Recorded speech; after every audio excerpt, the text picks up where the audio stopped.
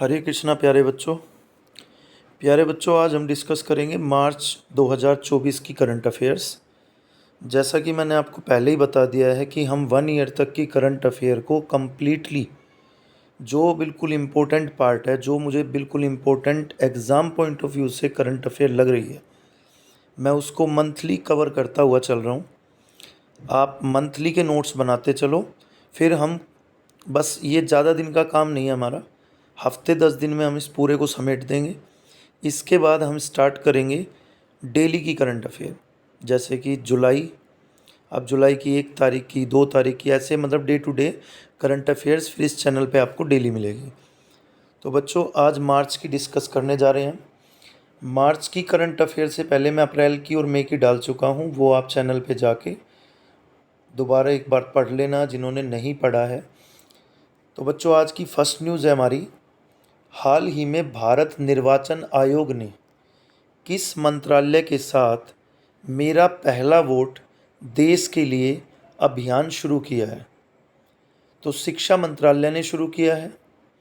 शिक्षा मंत्रालय ने युवाओं को चुनावी प्रक्रिया में शामिल करने और प्रोत्साहित करने के उद्देश्य से 28 फरवरी से 6 मार्च 2024 तक मेरा पहला वोट देश के लिए का आयोजन किया है।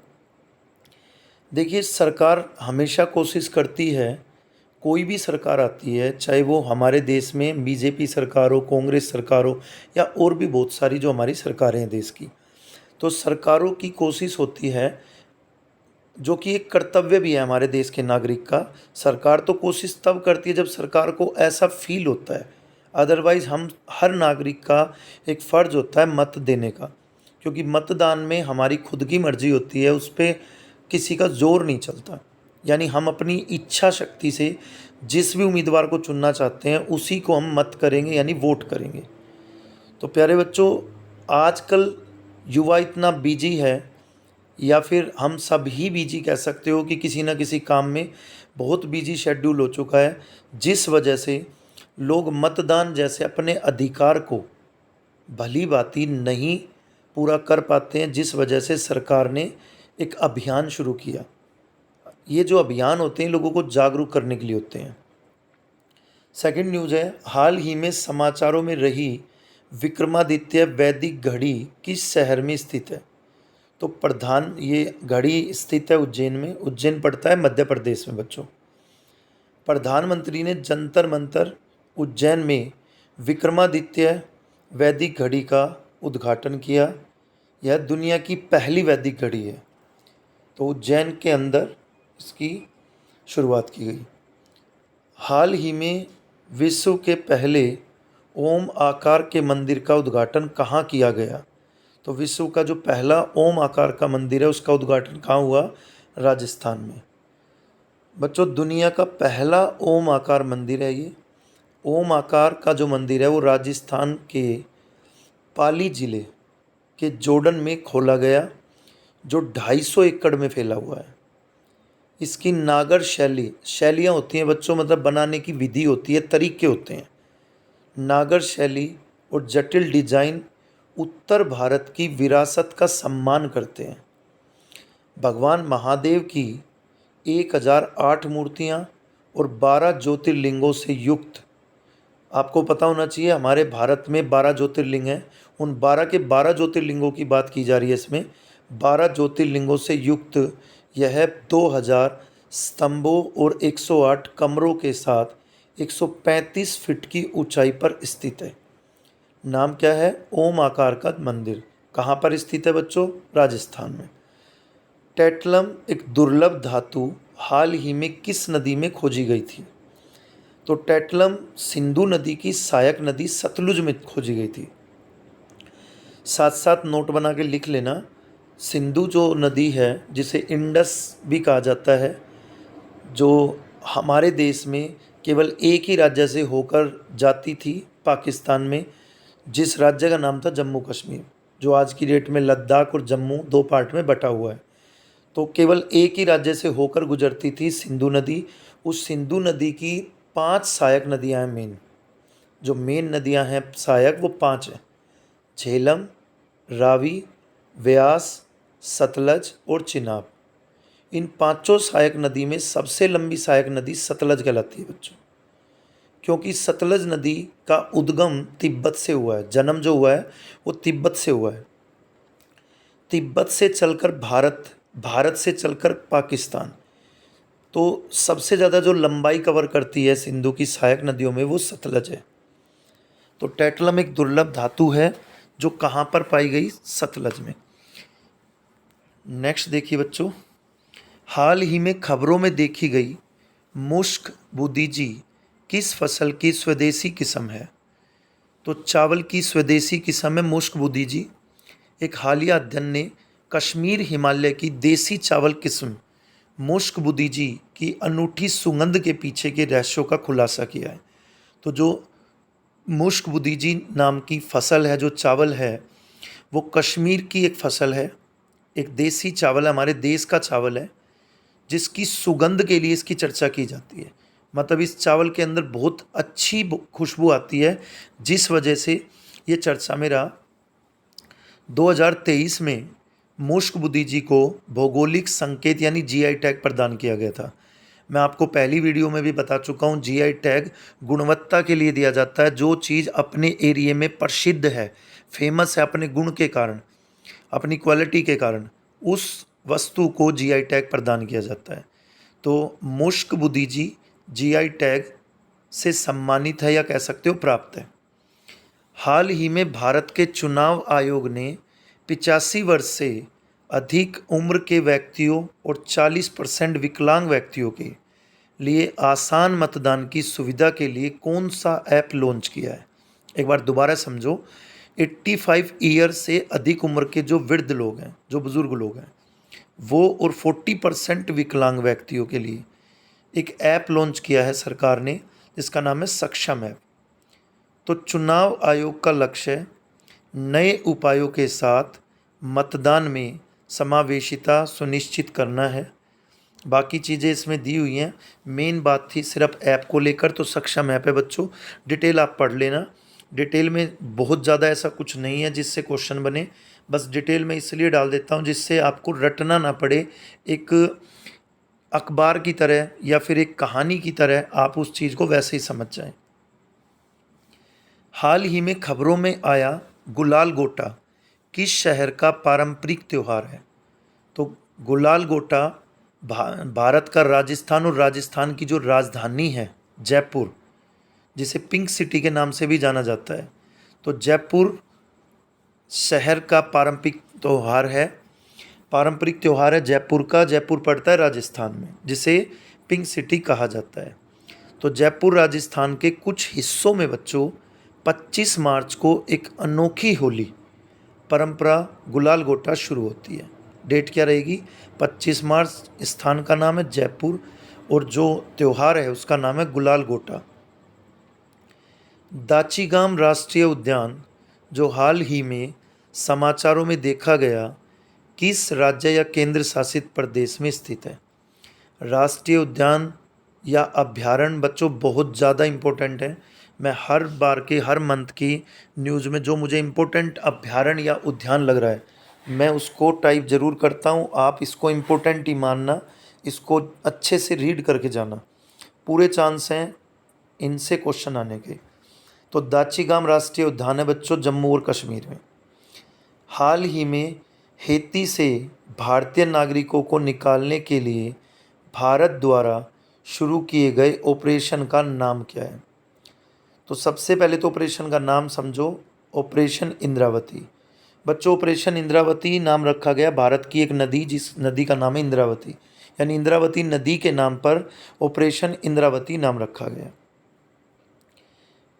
भारतीय विदेश मंत्री एस जयशंकर ने हिंसा प्रभावित हैती से डोमिनिकन गणराज्य में फंसे भारतीयों को निकालने के लिए माइक्रो लॉगिंग साइट एक्स पर ऑपरेशन इंद्रावती की घोषणा की।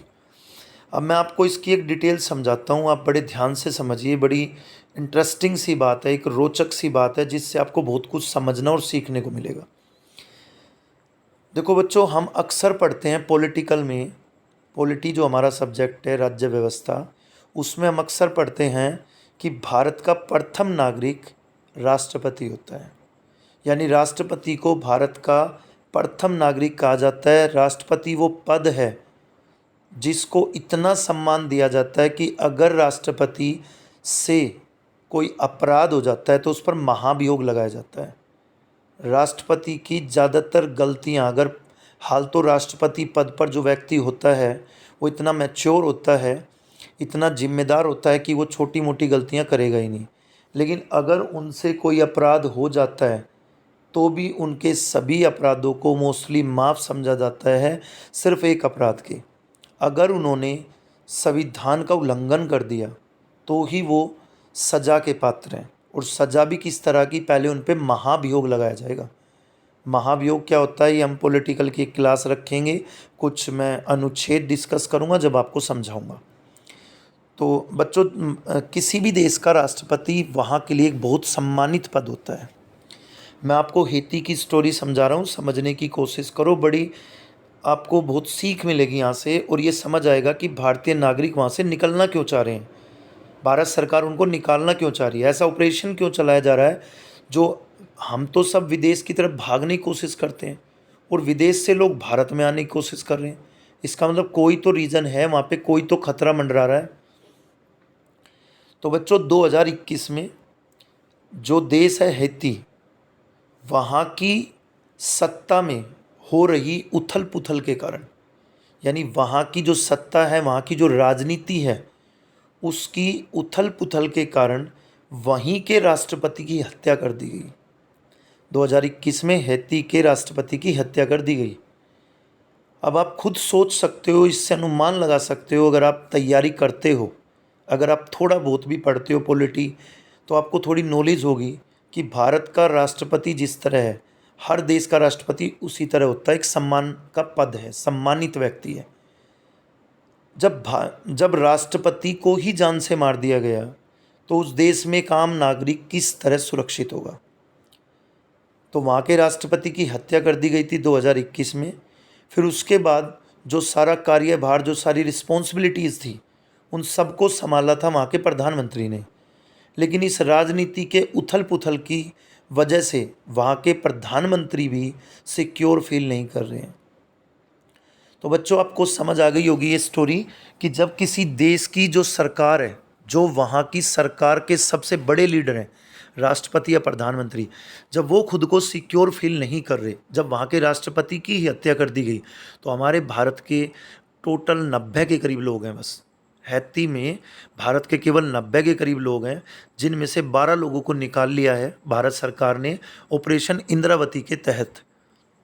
तो बच्चों, और लगभग 60 लोगों ने अभी अपील की है सरकार से कि जल्द से जल्द हमें निकाला जाए।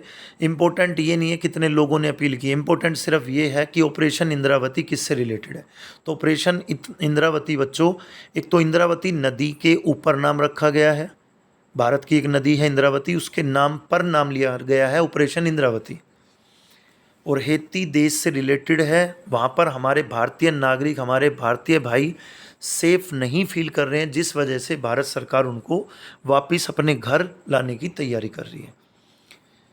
नेक्स्ट देखिए, ऑर्डर ऑफ द डुक ग्याल्पो पुरस्कार जो हाल ही में समाचारों में देखा गया, किस देश का सर्वोच्च नागरिक सम्मान पुरस्कार है। वेरी इंपॉर्टेंट न्यूज़ है बच्चों। तो हमारा पड़ोसी देश भूटान, जिसकी सीमा भारत से लगती है 699 किलोमीटर। बच्चों, हमारा देश है भारत, हमारे देश के पड़ोसी देश हैं जो कि जिनकी स्थल लगती है हमसे, जिसकी ज़मीन हमसे टच करती है। तो कुछ देश हैं, मैं एक बार नाम बता रहा हूँ उनके, आप समझना। हम स्टार्टिंग से बात कर रहे हैं, फिर हम भूटान पर आएंगे। जैसे हमारे भारत देश के टच में सबसे पहले देश का नाम रखते हैं हम पाकिस्तान। पाकिस्तान बच्चों भारत की सीमा को टच करता है 3323 किलोमीटर, 3323 किलोमीटर टच होती है सीमा भारत के साथ। सेकंड देश है अफ़गानिस्तान, जो भारत को टच करता है, जिसकी सीमा 106 किलोमीटर, 106 किलोमीटर। थर्ड देश है बच्चों चाइना, जिसकी सीमा 3488 यानी 3488 किलोमीटर। नेक्स्ट है बच्चों नेपाल, जिसकी सीमा 1753 किलोमीटर, 1753 किलोमीटर सीमा टच करती है भारत के साथ नेपाल की। उसके बाद बच्चों नंबर आता है भूटान का। तो भूटान की सीमा टच करती है 699 किलोमीटर भारत की सीमा को। Next one is Myanmar. Myanmar की सीमा करती है बच्चों 1643 किलोमीटर यानी 1643 किलोमीटर। और लास्ट है बांग्लादेश, जिसकी सीमा सबसे बड़ी सीमा में नाम आता है। सबसे बड़ी सीमा जो भारत के साथ टच करता है देश, वो बांग्लादेश है, जो 4096 यानी 4096 किलोमीटर सीमा टच होती है। तो प्यारे बच्चों, अब हम बात करते हैं भूटान की। भूटान वो देश जो हमारा पड़ोसी देश है। भूटान वो देश जिसकी सीमा हमारे भारत के साथ 699 किलोमीटर लगती है। भूटान वो देश जिसके साथ हमारे भारत देश का सिक्किम और हमारे भारत देश का अरुणाचल प्रदेश टच करते हैं। तो ये राज्य टच करते हैं इसको। बाकी आप इंडिया का एक पॉलिटिकल मैप लीजिए, सर्कल करो भूटान को, उसके पड़ोस में देखो कौन कौन से राज्य हैं और मुझे कमेंट करना। मुझे भी लगता रहे आप मेहनत कर रहे हो, मुझे पता चले कि आप मेहनत करते हो, तो हमारा भी मन करेगा और ज़्यादा मेहनत करने के लिए आपके लिए।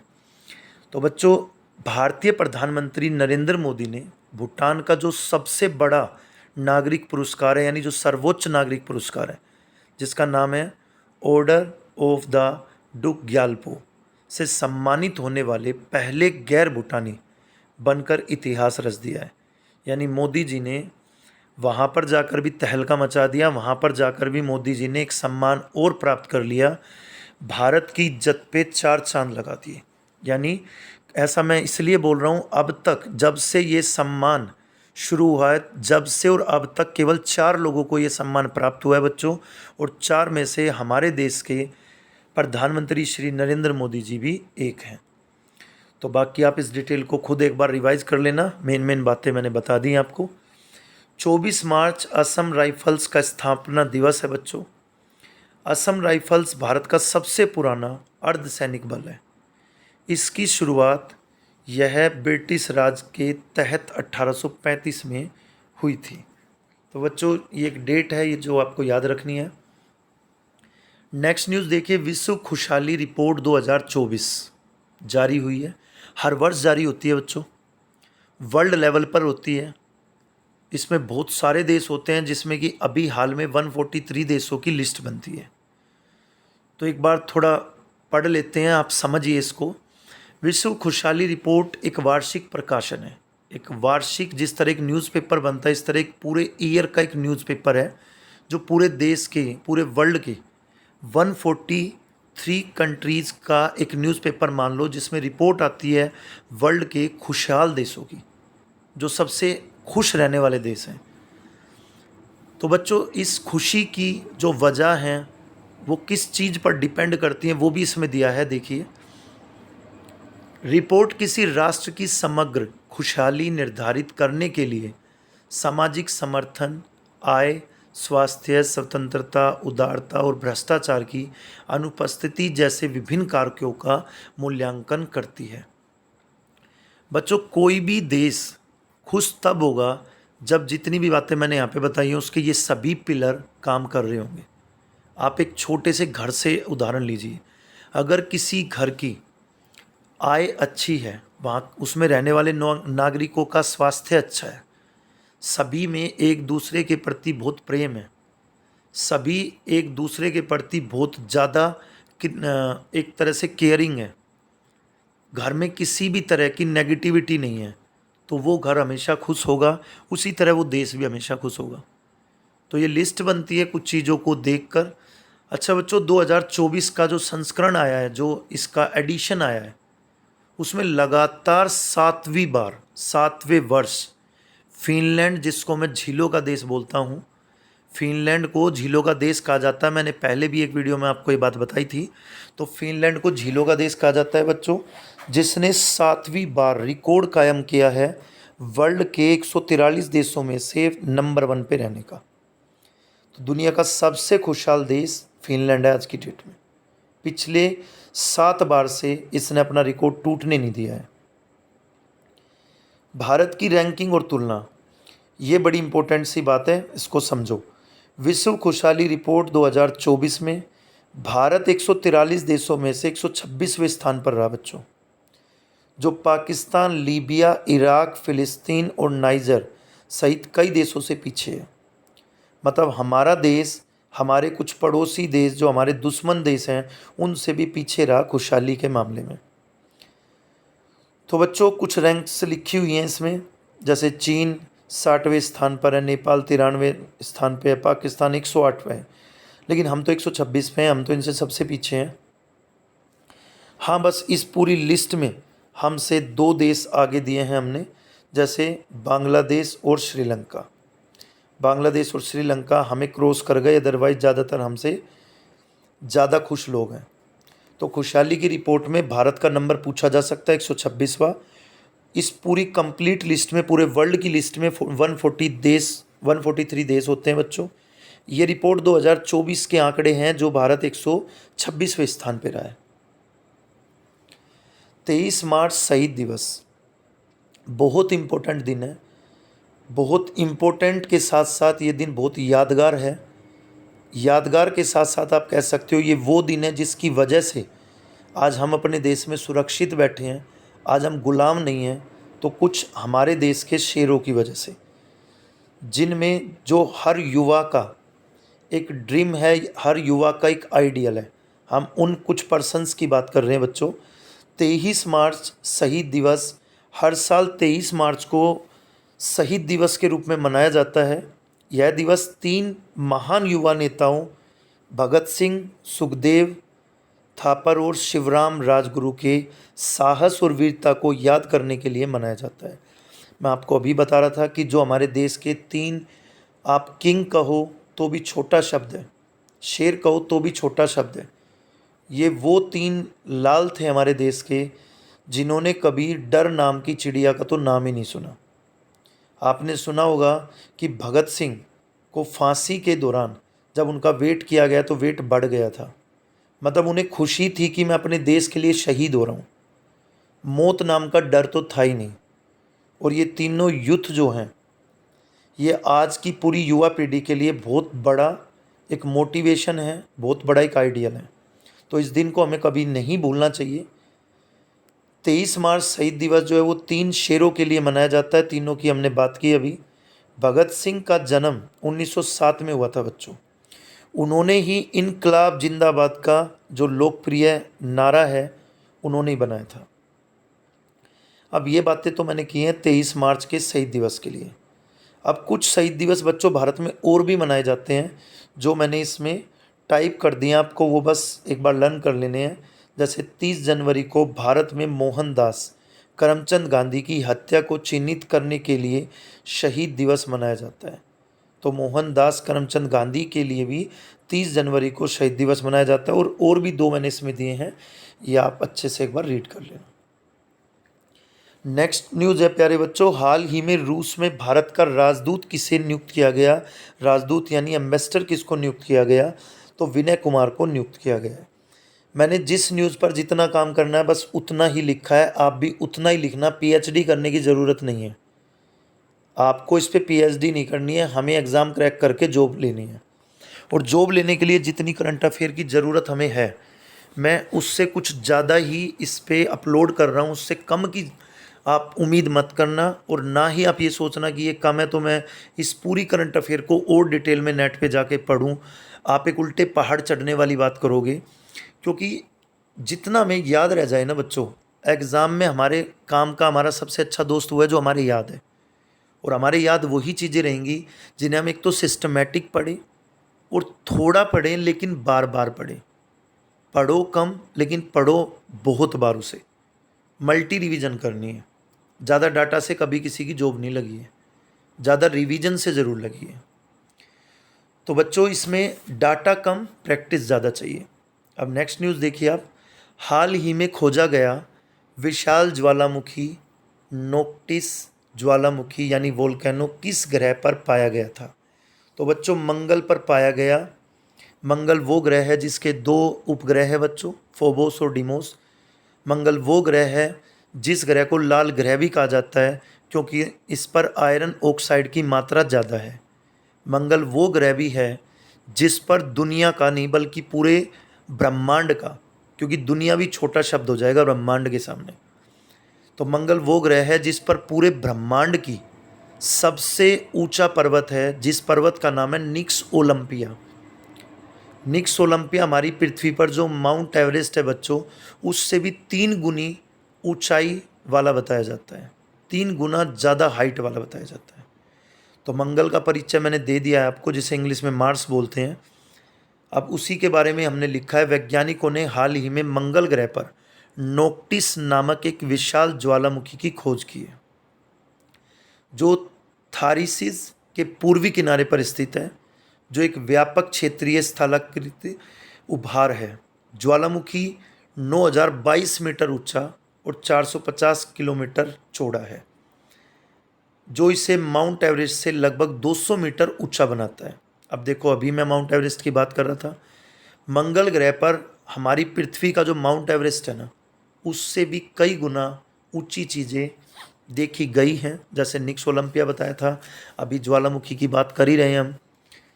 13 देखिए बच्चों, अटापका पक्षी अभ्यारण्य, जो हाल ही में समाचारों में देखा गया, किस राज्य में स्थित है?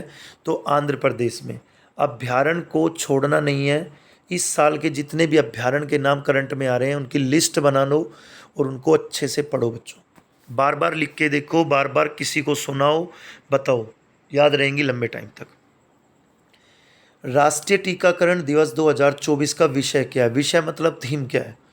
तो वैक्सीन्स वर्क फॉर ऑल, ये इसका थीम है। नदियों के लिए 15 पढ़ रहा हूँ मैं अब। नदियों के लिए अंतर्राष्ट्रीय कार्रवाई दिवस 2024 का विषय क्या है, यानी थीम क्या है? तो सभी के लिए पानी इसकी थीम रही इस बार। हर साल 14 मार्च को नदियों के लिए अंतर्राष्ट्रीय कार्रवाई दिवस मनाया जाता है, जिसमें 2024 की थीम सभी के लिए पानी, स्वच्छ पानी तक सार्वभौमिक पहुंच पर प्रकाश डालती है। अब कोशिश तो करनी पड़ेगी, क्योंकि आपको पता होना चाहिए जल ही जीवन है और जल ही कल है। अगर जल नहीं है तो कल भी नहीं है। और जल बच्चों, कहने को तो दुनिया में इतना सारा है। हमारी पृथ्वी पर 71% जल है और 29% स्थल है, यानी लैंड पार्ट है, ज़मीन है जिस पर हम रहते हैं, जिस पर पेड़ पौधे हैं, जिस पर वन है, जिस पर पूरी सृष्टि बसी हुई है। लेकिन 71% जो जल है, उसमें पीने योग्य तो कुछ भी नहीं है, खारा पानी है। पीने योग्य जो हुआ करता था 3% होता था बच्चों। उस 3% का भी वेटेज गिरते गिरते बहुत कम आ चुका है। और अब जो पानी पीने योग्य बचा है, जैसे इंग्लिश में फ्रेश वाटर और हिंदी में एक मीठा जल बोलते हैं, वो बहुत कम जगह पर बचा है। यानी जनसंख्या ज़्यादा है पूरे विश्व की, और पीने का जो पानी है, जो स्वस्थ, जिसे स्वच्छ पानी कह सकते हो, वो बहुत कम बचा है। तो उसी के लिए अंतर्राष्ट्रीय कार्रवाई की जाती है, ये दिवस मनाया जाता है कि भाई हम पानी को लेकर क्या क्या ऐसे कदम और उठाएं जिससे हर व्यक्ति को पानी की पूर्ति हो सके।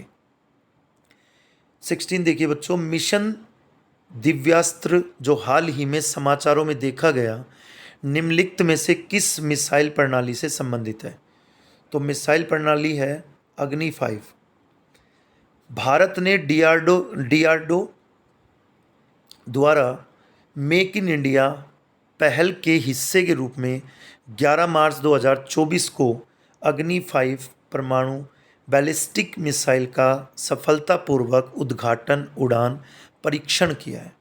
तो बच्चों, इम्पोर्टेंट तो इसमें कई चीज़ें रहेंगी, लेकिन सबसे इम्पोर्टेंट है इसमें मिशन दिव्यास्त्र, जो समाचारों में देखा गया, जो चर्चा में रहा, वो किस मिसाइल का पार्ट है या किससे रिलेटेड है? तो अग्नि 5 से रिलेटेड है।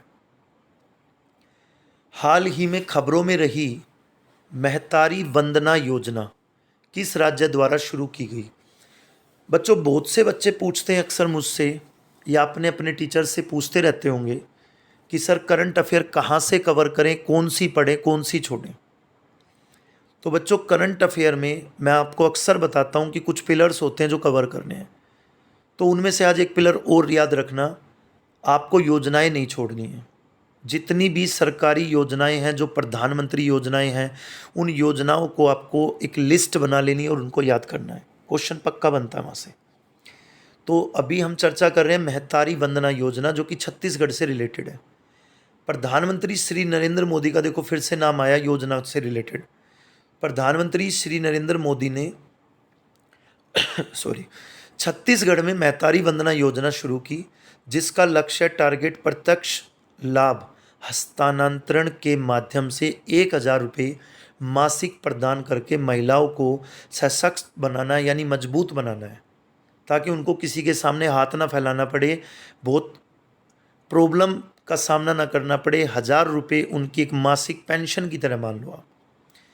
वो महिलाएं जो मजबूर महिलाएं हैं, उनको देखते हुए, नज़र में रखते हुए ये योजनाएं चलाई जाती हैं। जैसे यह योजना विधवाओं और तलाकशुदा व्यक्तियों सहित पात्र विवाहित महिलाओं को लक्षित करती हैं। तो जो बहुत मजबूर महिलाएं हैं उनको टारगेट किया जा रहा है। 1,000 रुपये एक ऐसा वेतन, एक ऐसी मासिक उनकी इनकम जो हर महिला को मिल सके, जिससे वो अपना कोई भी छोटा मोटा काम, जो बेसिक नीड्स हैं, वो पूरी कर सके। 17वीं न्यूज़ देखिए, प्रत्येक वर्ष किस दिन को CISF स्थापना दिवस के रूप में मनाया जाता है? तो बच्चों 10 मार्च को मनाया जाता है। CISF स्थापना दिवस वैसे 1969 में गृह मंत्रालय के तहत केंद्रीय औद्योगिक सुरक्षा बल की स्थापना की याद दिलाता है। तो बच्चों आज की न्यूज़ हमारी कंप्लीट हुई। उम्मीद करता हूँ कि आपको सब कुछ अच्छे से समझ आ गया होगा। बच्चों डेली चैनल पे काम हो रहा है, डेली आपको खुद पे काम करना है। योजनाएं कोई नहीं छोड़नी है। मैं इस पर इतनी वीडियो अपलोड करूँगा कि आपको लगेगा कि अगर हम सिर्फ वीडियो भी सुन लें तो हमारा पूरा करंट अफेयर और हो सकता है आपका GK भी कवर हो जाएगा। क्योंकि अभी काम कर रहा था मैं करंट अफेयर पर। अभी एक बार करंट अफेयर को जैसे ही हम कंट्रोल में ले आएंगे, एक बार ये कंट्रोल आ जाए 1 ईयर तक की, उसके बाद हम GK पे भी काम करेंगे। GK के बहुत इंपॉर्टेंट जो टॉपिक एग्ज़ाम में अक्सर पूछे जाते हैं, उन पर प्रीवियस ईयर की सीरीज़ भी बनाऊंगा मैं।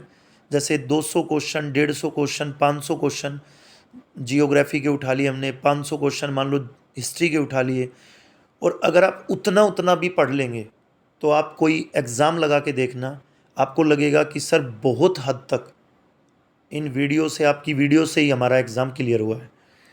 तो पूरा जितना अनुभव, जितना एक्सपीरियंस आज तक हमने लिया है, पूरी जान लगा दी जाएगी। आप अपनी तरफ से कमी मत छोड़ना, हम अपनी तरफ से कमी नहीं छोड़ेंगे। रिज़ल्ट देखते हैं कैसे नहीं आएगा। आपको खुद पे जिद रखनी है, मुझे खुद पे जिद रखनी है। रिज़ल्ट बहुत अच्छा होगा क्योंकि आप तैयारी बहुत अच्छी कर रहे हो। तो प्यारे बच्चों, ज़्यादा टाइम मैं आपका आज नहीं वेस्ट करूँगा, या कह सकते हो आज आपको थोड़ा मोटिवेट कम ही करेंगे, क्योंकि मोटिवेशन जो एक्चुअल वाला है ना, वो तब आएगा आपके अंदर जब आपका सिलेबस कवर होता चलेगा। मैं आपको कुछ मिनट, कुछ सेकंड, कुछ घंटों के लिए प्रेरित रख सकता हूँ, या कोई भी गुरु, जो भी आपके टीचर्स हैं या हमारे जो स्टूडेंट्स सुन रहे हैं वीडियो को, हम टीचर्स लोग आपको कुछ देर के लिए प्रेरित रख सकते हैं, कुछ देर के लिए मोटिवेट रख सकते हैं। असली मोटिवेशन तो आपके अंदर तब आता है जो मरता ही नहीं है। वो मोटिवेशन मरता नहीं है फिर, जब आप अपने लक्ष्य को लेकर उसकी तरफ बढ़ते हो और आपका डिस्टेंस कम होता जाता है। आपका टारगेट मान लो 100 तक गिनती सीखना है, आपने स्टार्ट किया 1 से और आप पहुंच गए 5 पहले दिन, फिर पहुंच गए 25 दूसरे दिन, फिर आप पहुंच गए 77 पे, तो आपको दुनिया में कोई भी डीमोटिवेट करेगा, आप होने वाले ही नहीं हैं। क्योंकि आपको अपना जो विज़न है, जो आपका रास्ता है, जो टारगेट है, वो बिल्कुल दिखाई दे रहा है। अब आपके साथ प्रॉब्लम क्या आती है, आपको विज़न नहीं पता, आप देख ही नहीं पा रहे हो कि आपको जाना कहाँ है और आप कहाँ के लायक हो, और आपको कोई भी बीच में आता है और कुछ भी बता जाता है। तो आप चलते रहो, जब आपको कुछ भी ना दिखाई दे तो सिर्फ एक काम करना है, आपको उतना चलना है जितना आपको दिखाई दे रहा है। जैसे कि मान लो मैं आज एक वीडियो का ही एग्जांपल लूँ, हमें नहीं पता हमें कितना पढ़ना है। मान लो आपको ये नहीं पता हमें कितना पढ़ना है, तो कम से कम इतना तो पता है कि मार्च की करंट अफेयर कवर कर लेते हैं। मार्च की कंप्लीट करोगे, मान लो फैब की अपलोड कर देता हूँ, आपको ज़्यादा नहीं पता है कितना पढ़ना है, लेकिन मार्च के बाद फैब का तो पता है। और आपको जो अगला अगला स्टेप का पता चलता जाएगा, आप चलते जाओगे। आप देखना आप पीछे कितनी चीज़ों को छोड़ चुके होगे जो आपके अंडर होंगी, जो आपके कंट्रोल में होंगी, ना कि आउट ऑफ कंट्रोल होंगी। तो बच्चों डेली एक स्टेप लेके चलना है आपको। मोटिवेशनल बातें भी करेंगे, किसी दिन वीडियो थोड़ी छोटी रखेंगे और आपको मोटिवेशन की बातें ज़्यादा बताएंगे, तो उस पर भी काम करेंगे। अभी फ़िलहाल आप कंटेंट पे काम करिए, क्योंकि खाली बातों से टेस्ट नहीं निकलेगा बच्चों, ना खाली मोटिवेशन से। टेस्ट निकलेगा हमारी आपकी मेहनत से, हमारे डेडिकेशन से, हमारे डिसिप्लिन से और ठाकुर जी के आशीर्वाद से। चलिए, हरे कृष्णा।